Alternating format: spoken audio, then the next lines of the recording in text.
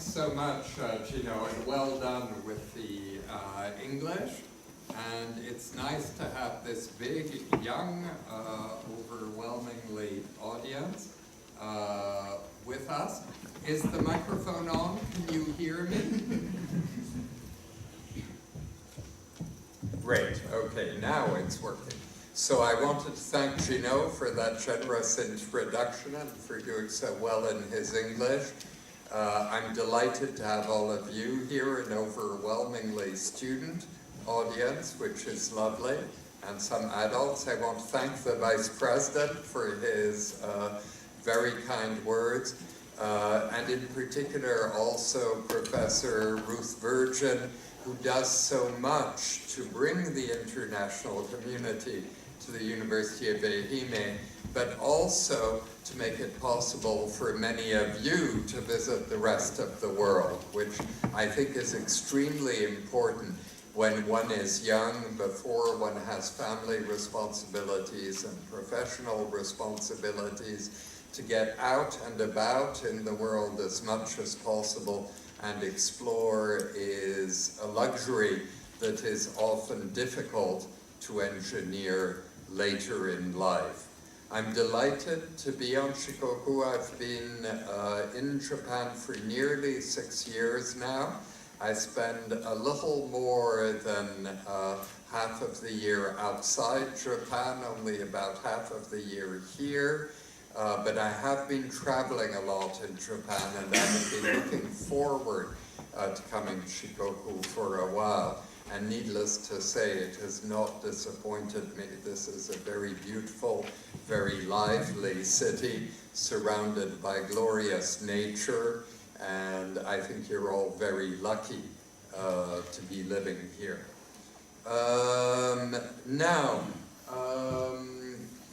Gino mentioned that I planned to touch on the Security Council, but also why its work may or may not, depending on your own view, matter to a Japanese citizen, and similar considerations would apply also to citizens of other countries.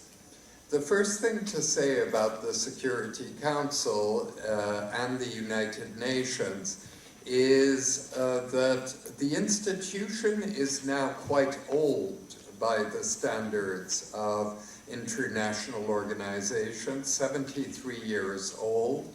If you think back in history, the only previous international organization with global reach had been the League of Nations, and it only survived as an active proposition for about 19 years. It didn't disappear formally until 1945, but it stopped operating effectively in 1939.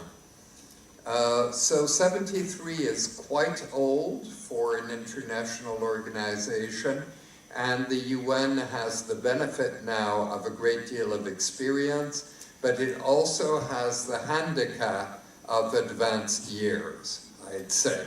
So it's a mixed picture.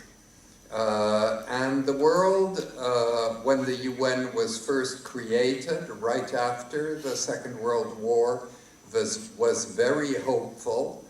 But the two countries that did most to win the Second World War, Russia, which was then the Soviet Union, and the United States of America, which were very, very close allies during the Second World War, by 1948 had initiated the Cold War between them and their respective allies. So after a very optimistic period of only 3-4 years, the Cold War marked the United Nations history for the next 40 or so years until about 1990. It doesn't mean that the UN was useless during those years, but it does mean that it was very constrained in what it could undertake. The Cold War period, which is today, tends to be looked back on as a negative period in international relations. It was certainly a dangerous period in international relations, had very positive features, and one of them is widely overlooked. And that is that during those years, in spite of the deadlock in relations between the two most powerful countries in the globe, a huge range of international human rights agreements was reached. Nearly all the ambitious human rights agreements that we know today and take for granted were reached during the Cold War years. Something else happened that was extremely positive that we take for granted today, and that is that the many countries that were colonized, that were under foreign domination, think nearly all of Africa, think India, Pakistan, Indonesia, Malaysia, countries very close to Japan, but also others throughout the world became independent, self-governing countries. And they had been living under unwelcome colonization for sometimes 200, 300, 400 years. So this was a very positive development that we tend to forget today. But the end of the Cold War was very welcome because it was a dangerous era with the Soviet Union and the United States essentially threatening each other with nuclear weapons. And what followed was briefly again a more optimistic period during which a number of further breakthroughs were made, and during which one of your number today was reminding me something new was influential, and that new factor in international relations with a real degree of influence and capability was non-governmental organizations, which a number of which are thoroughly international, some of which are actually global, and they, during that period, played a very important, positive role in advocating more attention to development and poverty in the developing world. They advocated more attention for refugees and displaced people. They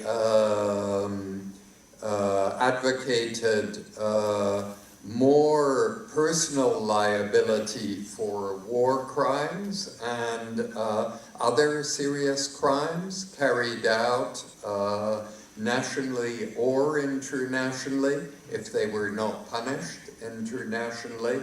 And so again, a rather creative period during the years when the great powers were getting on quite well. Today, we are in a new period. Since the Second World War, there had been two meaningful military powers. The United States, by far the strongest, but the Soviet Union was a very meaningful military power as well. Today, there are three meaningful military powers because China has joined the first two. It still can't contend seriously with Russia or the United States, but it's increasing its military capacity so rapidly that very soon it will be at a rough equivalency with the first two.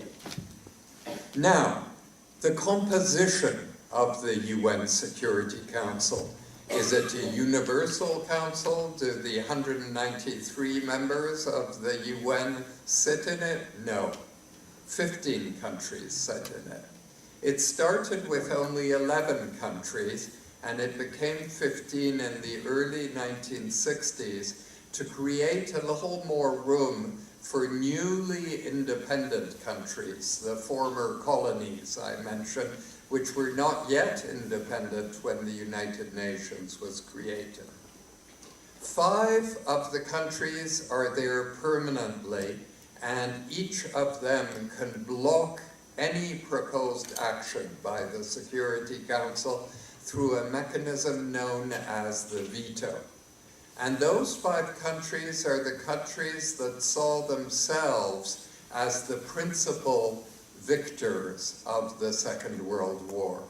The United States, the Soviet Union, Britain, France, and also China, which in many ways was a victim of the Second World War, but which the United States strongly promoted as a permanent member of the Security Council, and so it became. First represented by the nationalist government of Chiang Kai-shek in Taiwan, but after 1971, represented by the People's Republic of China with its capital in Beijing. So you see in the Council there is inequality of influence and power. 10 of the 15 members sit there for 2-year terms, while 5 of them are there permanently. The 5 benefit from incumbency. They have much more knowledge. They have much more mastery of the procedures of the Security Council. And so they really run the show. And this means that 5 countries overwhelmingly get to determine what is legal and illegal in the international security sphere. Countries disagreeing can always complain to the International Court in The Hague, and do so quite regularly, but the International Court in The Hague is very cautious not to substitute its own judgment for that of the Council. And it's been very unusual for the court to articulate a view contrary to the prevalent view of the Security Council. So that is to say that these 5 countries are tremendously powerful in international relations. Actively, in the case of the United States, China, and the Russian Federation, with more nuance and more caution in the case of France and Great Britain, which, while representing great civilizations of the past and a degree of influence and power today, do not pretend that they rival with the first 3 anymore. In 2005, and this is relevant for those of you in the room who are Japanese, 4 countries came forward to claim a permanent seat for themselves. Their argument was the balance of influence and power internationally has changed a great deal since 1945. The Council should reflect the actual balance of influence and power today. 2 of those countries were developing countries whose weight in international relations had increased very significantly in their own continents, but also globally. Those countries were India and Brazil. And 2 countries of the industrialized world, Germany and Japan, which were not able to secure membership of the United Nations in 1945 and had to wait a number of years to join the United Nations, which they did, each becoming a model member of the United Nations subsequently. So all of them had a good claim. Germany and Japan's claim was based largely on economic weight and significance and responsible international citizenship, very powerful claim in each case. The claim of the developing countries was perhaps even more compelling because developing countries had been marginalized for so long. European countries had not been much marginalized, and Japan hadn't been marginalized for quite a long time. As it happened, none of them were successful. They operated together, so they were going to succeed together or not. They didn't succeed then. They might in the future, perfectly possible, but the file seems dormant at the moment. But I did want to mention for the Japanese students in the hall particularly that Japan put forward that position, which was supported, I should add, by many countries 13 years ago. Now, why would citizens of the world, and particularly citizens of Japan, who are in the majority in the room today, care about the Security Council? What is there in the Security Council, in its work program, in its decisions, in its culture of decision-making, that is important to us as individual citizens? Well, there are some broad categories of international phenomena that tend to attract our attention on television, YouTube, in the newspapers. The first is conflict. Another word might be war. Since 1990, there had been not that many wars between countries, in fact, very few, but there had been many internal wars, or largely internal wars, within countries that proved even more savage than the wars between countries have historically, and that occasioned hundreds of thousands and sometimes more casualties.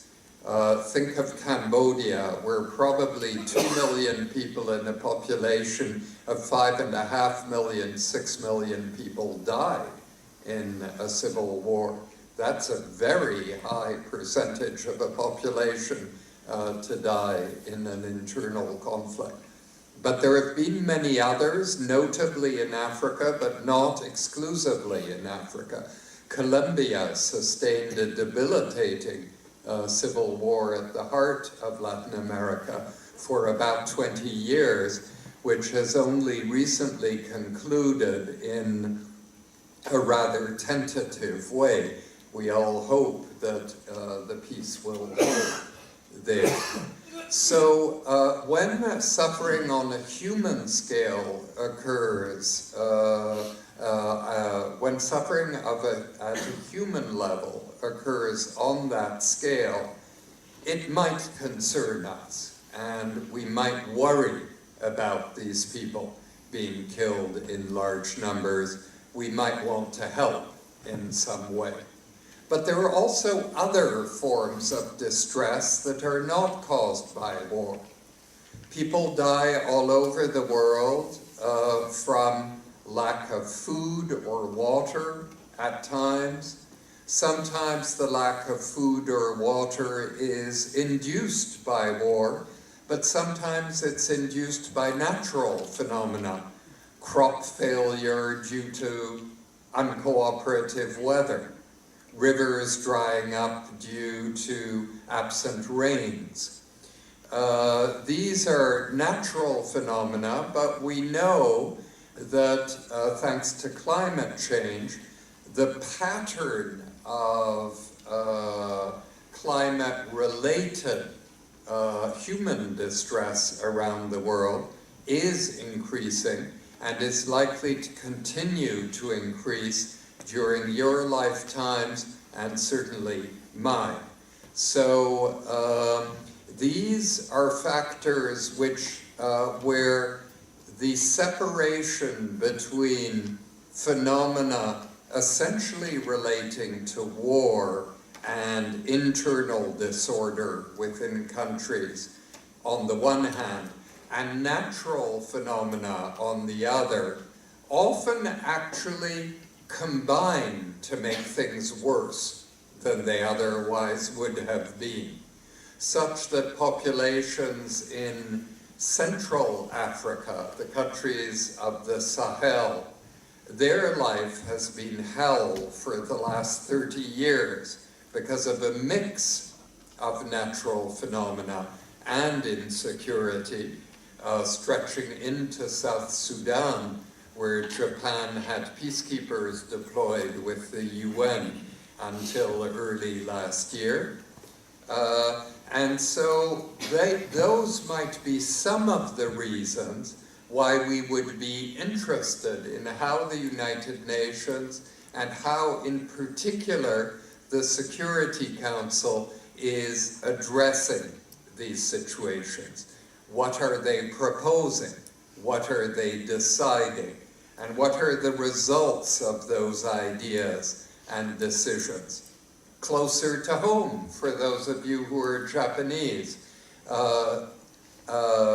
North Korea, which is often on the agenda of the Security Council due to its nuclear and other weapons programs, which worry neighbors considerably because these weapons programs threaten neighbors, and because of a refusal to comply with earlier decisions of the Security Council, which would have forced North Korea to suspend production and renounce use of categories of weapons it had developed.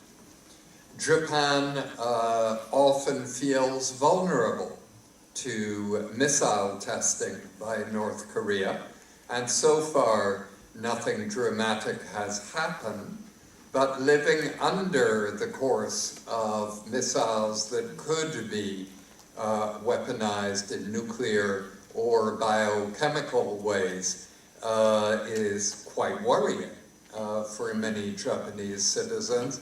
And so there the Security Council is engaged in a situation in which Japan's interests and the interests of Japanese citizens are also engaged.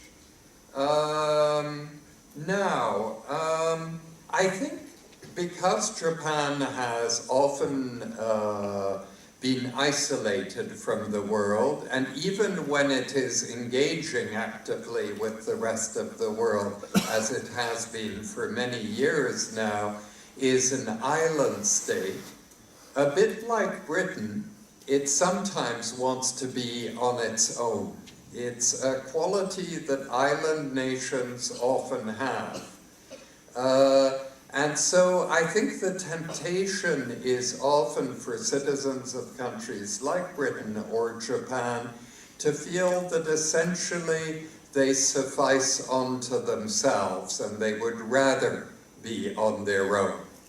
The problem, though, is for both, as the British are discovering with the Brexit project, that in fact the world is very interlinked today. It's impossible for all but the biggest and most powerful countries to remain isolated because they just become much poorer if they self-isolate. It's through trade and exchange that we become richer and that we learn new things. And so that instinct that sometimes exists in Japan of, oh, please just leave us alone and we'll manage our own affairs, Actually, it isn't what made Japan great. What made Japan great and makes Japan great is its capacity to engage with the world very constructively, and may I add, extremely profitably. Without Japan's extraordinary commercial success of the 1960s and 70s, which required many buyers outside Japan as well as sellers in Japan, Japan would not have progressed to the point it has today. So these notions of self-isolation which exist in every country, but are stronger in some than in others, are a fantasy that actually cannot be productively achieved, it seems to me nowadays, by any country.